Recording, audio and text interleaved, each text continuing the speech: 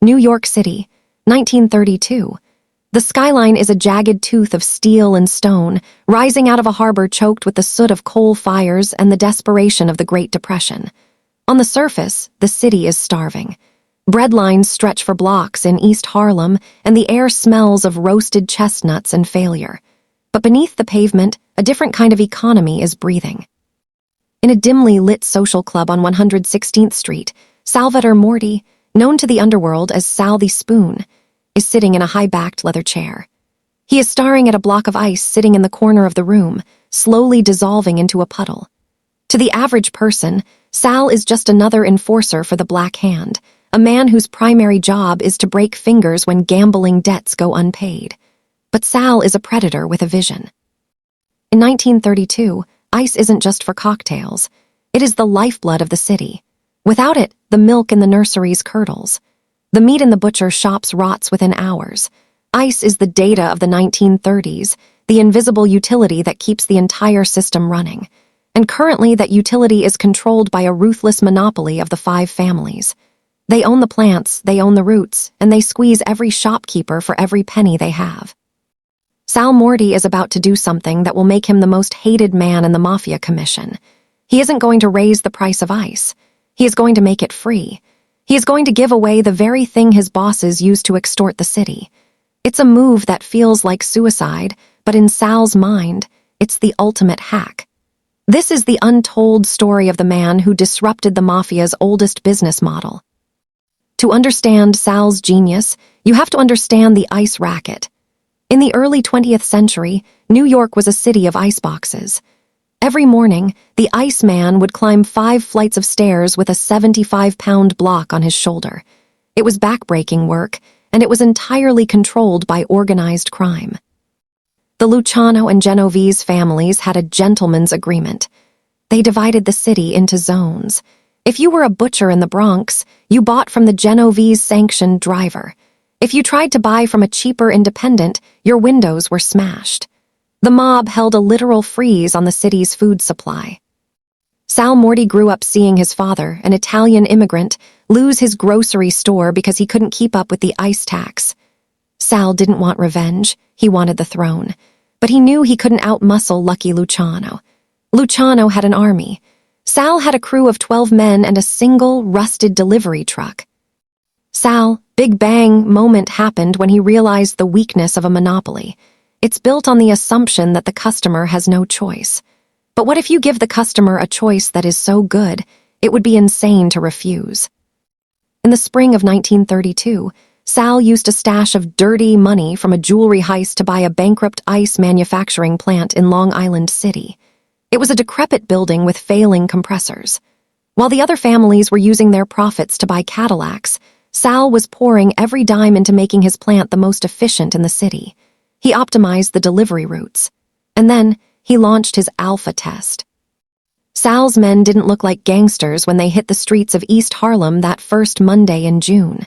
They wore clean white overalls. They drove freshly painted trucks.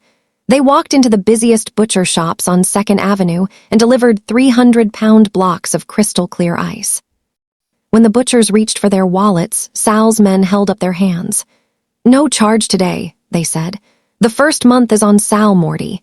He thinks the hard-working men of this neighborhood have been squeezed long enough. Use the ice. Consider it a gift from a friend." The word spread like wildfire. By the end of the month, Sal was delivering free ice to 500 shops. The butchers were skeptical. They were New Yorkers, after all. They waited for the enforcers to come back with a club, but they didn't. Instead, Sal showed up himself. He didn't ask for money. He asked for partnership.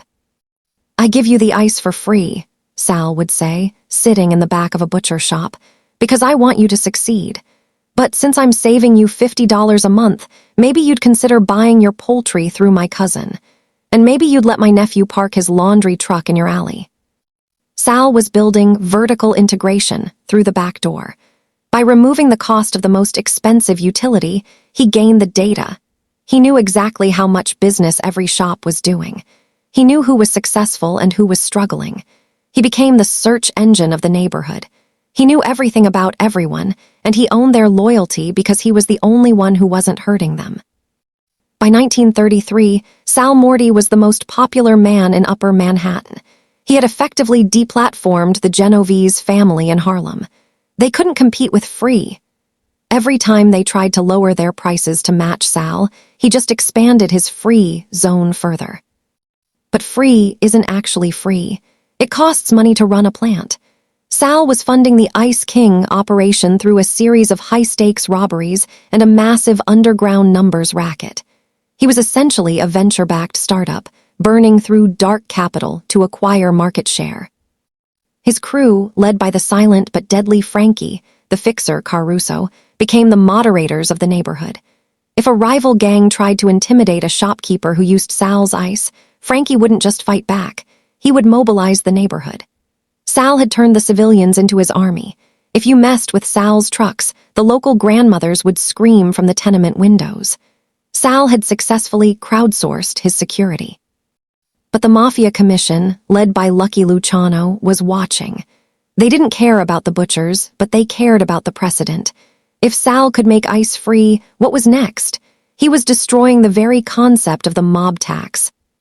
If you're finding this story as gripping as a Netflix thriller, do me a huge favor. Hit that like button. It tells the algorithm that historically accurate crime stories deserve more reach. And stay tuned, because the betrayal in the next chapter is what changed New York forever. Sal Morty made the mistake that many tech founders make. He started to believe his own press. He moved into the Waldorf Astoria. He began styling himself as a philanthropist of the streets. He was seen at the Stork Club with actresses and politicians. He started thinking about scaling. He wanted to take the free ice model to Chicago and Boston. But as he expanded, his burn rate became unsustainable. The robberies were getting riskier. And most importantly, his right hand, Frankie Caruso, was getting tired of being a philanthropist. Frankie was a man of the old world. He liked the squeeze. He didn't understand why they were giving away millions of pounds of ice while they were living on the edge of a federal prison sentence. Frankie began having secret meetings with the Genovese family. They told Frankie that if he retired Sal, the free ice experiment would end, and Frankie would be given the full-price franchise for all of Manhattan. The tension was rising as the summer of 1934 hit. It was the hottest summer on record. The demand for ice was at an all-time high. Sal's plant was running 24/7. Sal was at the peak of his power, but the ice beneath his feet was starting to crack. November 12, 1934. Sal Morty was feeling untouchable. He went to his favorite restaurant, Pietro's, a small, family-owned spot that had been the very first place to receive his free ice. Sal sat in the back booth, his back to the wall. He was eating a bowl of minestrone using a silver spoon that had become his trademark. Frankie Caruso stood by the door, greeting the regulars. At 8:45 p.m., a black sedan pulled up to the curb. 3 men in long overcoats walked in. Frankie didn't move. He didn't reach for his gun. He simply stepped aside. The restaurant went silent. The only sound was the clinking of Sal's spoon against the porcelain bowl. Sal looked up, his eyes meeting Frankie. In that moment, he realized that the one thing he couldn't provide for free was loyalty. Loyalty had a price, and the commission had paid it. 5 shots rang out. The silver spoon dropped to the floor with a hollow ring. Sal Morty, the Ice King, was dead. The next morning, the trucks rolled out as usual, but they weren't white anymore. When the drivers arrived at the butcher shops, they didn't say no charge. They handed over a bill that was 20% higher than it had been before Sal started. The free era was over. Sal Morty's story is a forgotten footnote, but it is a masterclass in the psychology of power. He understood that the most effective way to disrupt an established power is to change the value of the currency. Today, we live in a world built on Sal's ice racket. We use free email, free maps, and free social media. We feel like we're the ones getting the deal. But just like back then, the free ice is just the hook. The real cost is the data and the control we surrender to the kings of the digital age. Sal Morty tried to be a different kind of monster. But in the end, the system he tried to disrupt simply swallowed his ideas and used them to become even stronger. Thanks for watching. If you want to see what happens when a modern hacker tried to use these same principles to take down a government, click the video on your screen right now. Don't forget to subscribe for more untold true crime. I'll see you in the next one.